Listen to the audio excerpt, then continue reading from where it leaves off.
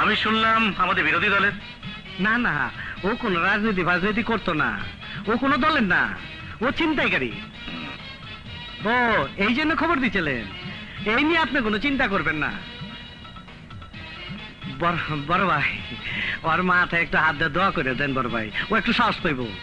ও আপনারা দেখবার চাইছিল, এই জন্য ঠিক আছে ঠিক আছে ঠিক আছে। দোয়া করবেন আমারে, আপনার সাথে মোলাকাত করে আমার জীবনটা ধন্য হইল। চলো উস্তাদ।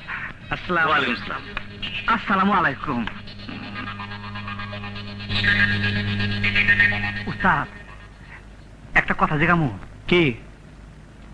তোমার উস্তাদ খুব দামি লোক মনে হয়, বাড়িতে পুলিশ ঘাট মন্ত্রী, উনারা পল্টন মধ্যে বক্তৃতা করে।